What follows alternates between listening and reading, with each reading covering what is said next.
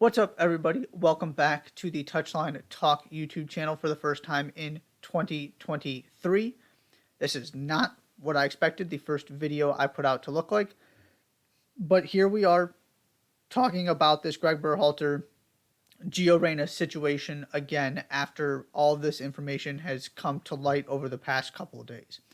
Before I sort of dive into everything, try and make sense of all of it, I want to start by putting this whole situation in a little bit of context, because I think this part of it is important and it's easy for it to get lost with just the bizarre, extraordinary nature of all of this. It's easy to sort of gravitate toward the headline aspect of it and kind of the quick hits, if you will, but there's a deeper level that needs to be discussed here as well. So that's where I want to start. Greg Berhalter and Claudio Reyna played for years together, knew each other when, they were in their teenage years, growing up, playing on youth teams, sort of coming through the U.S. soccer ranks. These aren't just guys who met each other one day and kind of knew each other in U.S. soccer circles. These are guys who have built a relationship over decades, and a very close relationship. Danielle Reyna and Rosalind Berhalter also were soccer teammates at North Carolina. These families go way, way back. The people involved in all of this go way, way back, have incredibly tight relationships. That part of this cannot get lost. This wasn't just some guy who barely knew his kid's coach getting upset, and, a mom who barely knew her kid's coach getting upset and trying to do something after they didn't like the way the World Cup went. These are decades-long friends who are now embroiled in this controversy, this back and forth that is grabbing all of the attention within U.S. soccer right now. I also want to acknowledge, I understand, because I didn't really get to talk about this part of it, I understand why Claudio, Danielle Reyna are as upset as they are about the way this all went down after the World Cup. What Gio Reyna did, I would have been fine had he been sent home for that. If whatever kind of the story that seems to have unfolded is true, and Gio Reyna basically verified it, so there's no reason to doubt that at this point. I'm also okay with the fact that he stayed and it was dealt with. Even Greg Berhalter said there were no issues after the first couple days. Once it got addressed, everything was fine. So at that point, it's done.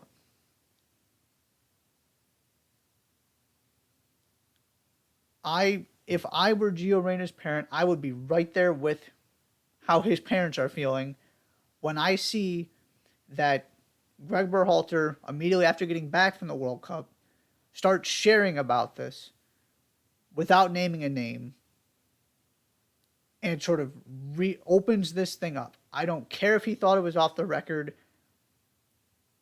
That doesn't matter. You don't share that information. It was done. There was no reason to bring it up again. There is no excuse. Greg Berhalter failed in his role as a leader. Greg Berhalter failed his player, Gio Reyna. To me, it's that simple. And if you want to say, because of the way that played out in the decision Greg Berhalter made, that he should not continue as U.S. men's national team manager, I really can't argue with that. I don't think it has to be that way. But if you want to say that's the point of no return, I'm fine with that. That's how strongly I feel Greg Berhalter messed up with all of this. And especially after it very much seems like it was resolved, that Gio Reyna responded positively, that Gio Reyna didn't hide after this all came out, didn't hide from the way he behaved. He said, I needed to be better. I didn't live up to standards. And I am disappointed that that then went public. Couldn't have asked for anything more in that Instagram post he made. And so to kind of see all of this then get thrown out publicly, to see this criticism hurled at Gio Reyna by his coach after it seems like it was dealt with internally, I totally get where the Rainers are coming from. That being said, what I do not understand is what is the end goal here? Is this worth it? What are the Rainers trying to accomplish with this? Of course, the optics of it are terrible. It doesn't help Gio in any way, shape, or form. Because this very much comes across as parents really not interested in anything but their son, not really interested in the bigger picture, not really interested in how their actions are going to impact other people. And again, I don't think it does Gio any good either. To, again, come after your decades-long friends, to the thought process of getting from, I'm really disappointed in the way that Greg handled this whole situation with my son, to my response is to go to U.S. Soccer and bring back this incredibly painful situation that happened, this incredibly painful memory, and take it public. That's the part of this I just don't get. What was the objective there? I don't understand the why. Because to me, the only logical why is that you want Berhalter to be as far away from U.S. Soccer and as far away from Gio Reyna as possible. Which, I mean, that is a why. The Rainers don't seem to be backing that up in terms of that being the motivation. I don't get that part of it. And I specifically don't get that part of it because the person paying the biggest price for all of this is Rosalind Berhalter, who had nothing to do with anything the Rainers are upset about, outside of the fact that it was her husband making decisions as a coach that her friends didn't like.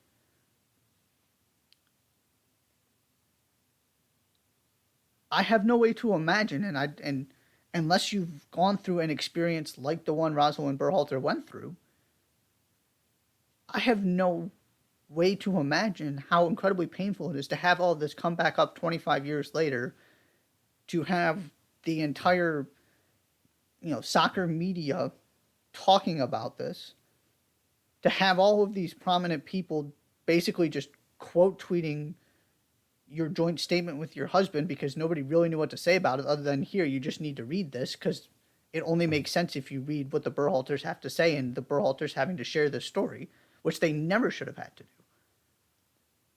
But the only way to clarify all of this was for that story to be shared because of the situation the Rainers put them in. I don't get any of that. I don't see how this does any good for anybody. And I don't see how these relationships get mended. I mean, I hope for the sake of just the people involved, they find a way, but I just don't understand what the Rainers were trying to accomplish with this.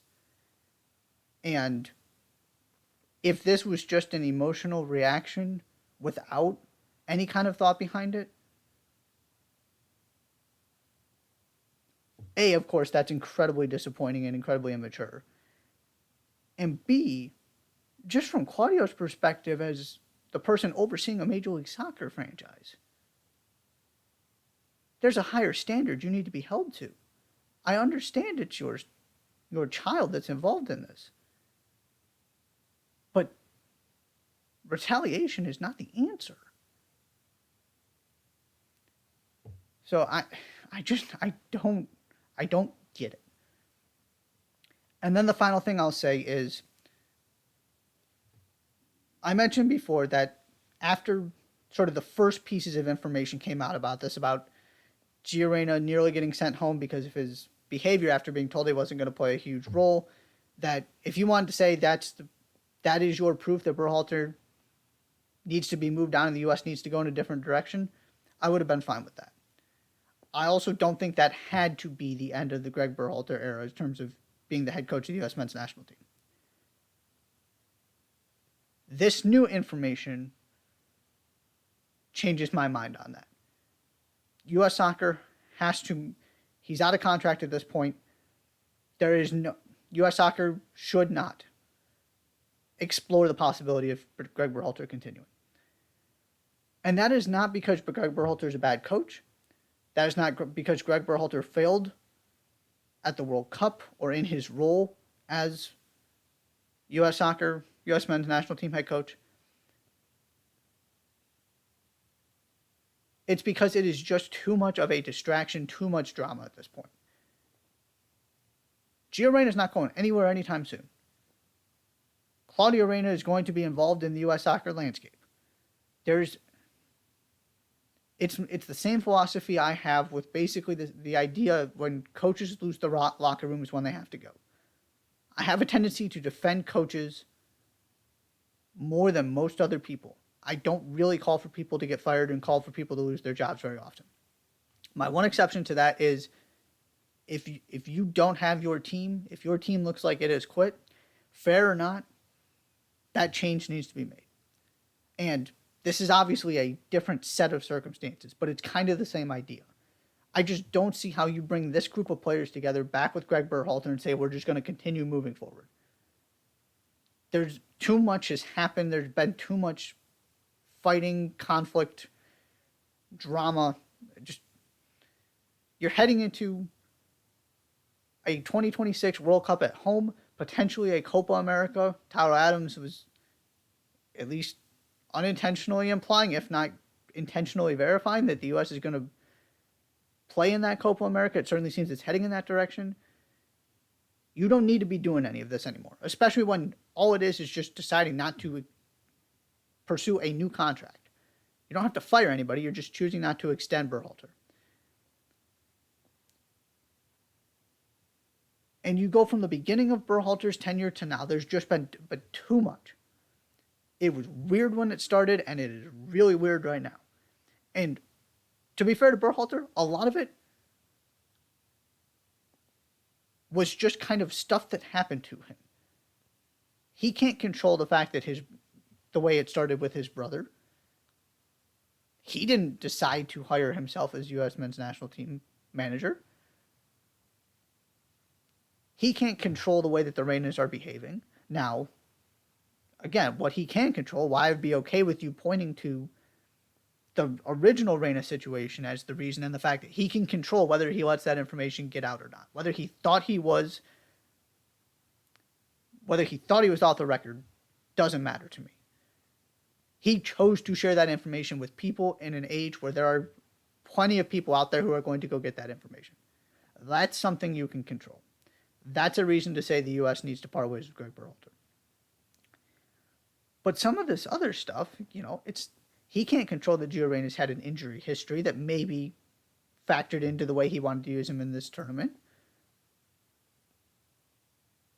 There's so much of this he can't control that's just kind of put him in a bad spot. And certainly he has also done things at times that hasn't helped himself. But to me, this isn't a Greg Berhalter can't coach at a high level again. Greg Berhalter can't be successful. Greg Berhalter can't continue in his managerial career. It's none of that. And he really helped his overall resume at the World Cup. I still believe that. He just can't do it as U.S. men's national team manager with all of this going on. Which is where going to take a European job makes an awful lot of sense, where this stuff is just way less important. I'm also not judging Greg Berhalter for a mistake he made when he was 18 years old. Because I don't know about you, but I think there are a lot of people who don't want to be judged by the things they do when they're 18 years old. So to me, this is much more about, this is just way too awkward. Too many things have happened that you just can't undo, you can't come back from, for this group of people to continue working together. But that doesn't mean that Greg Berhalter can't go on to have incredible success. I still like him from a tactical standpoint. I've been higher on him from. My issue has been some of the optics stuff and the messaging much more than what he's actually done on the field. Now, I've had issues on the field as well. There are plenty of things you can point to positive, plenty negative with Berhalter. But I absolutely think there's a chance he can be successful coaching in Europe. And I hope he gets that opportunity. It's just, you're going in, you have a chance right now to get this right heading into 2026. There were enough questions already about whether Berhalter was the right guy. And to me, this just answers that question, that in this situation, he's not. And so now Anthony Hudson's going to take over for this first camp that's just kind of strange coming right after the World Cup. But really what you're building toward is these major tournaments heading into, of course, 2026. You have time to get this hire right. You don't need somebody in place immediately because you don't have to go qualify for the World Cup and things like that. But you get one shot with this roster at home. And you don't need more of this stuff happening. You don't need Gio Reyna, Claudio Reyna having all of this tension with the head coach. It's just a mess that can be avoided. Well, or ended at least. Not avoided. It's already happened. But a mess that you can put in the past by just saying, we're going to wipe this thing clean. And we're going to start again. And I've talked about this before. You can go back and watch my sort of World Cup recap video about, is there a better option out there right now?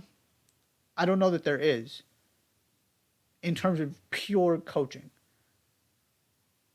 But it's to the point where any option you feel okay about is a better option than Berhalter just because of how disastrous this has gotten. And again, it's not all on him. It's just this wacky confluence of events, and I firm up his friends crossing the line. Now, he also made mistakes, but there's just no way to come back from this.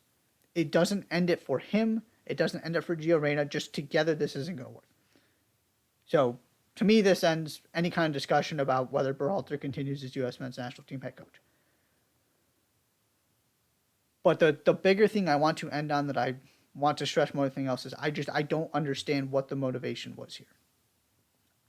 And I was sort of texting with a friend, and I said, I get it, but I don't get it, if that makes sense. I understand why the Rangers were upset and why they may have reacted this way. I just don't understand the thought process that led them to think this is the thing to do. And so I hope Rosalind Berhalter is getting the support she needs, having to go through this again, because that part of this can't get lost either. That she's the person paying for this more than anybody else, and she had nothing to do with it, and that is a real shame. But this is where U.S. soccer is at this point. And so, to me, this is just, let's turn the page. You get Anthony Hudson in there for this January camp. You start your search for your next head coach, and wish Greg Berhalter the best in future endeavors, because to me, it's over at this point. There's just no way you can put these pieces back together after everything that's happened. Thank you for tuning into this video. Be sure to hit that subscribe button, and I'll see you next time.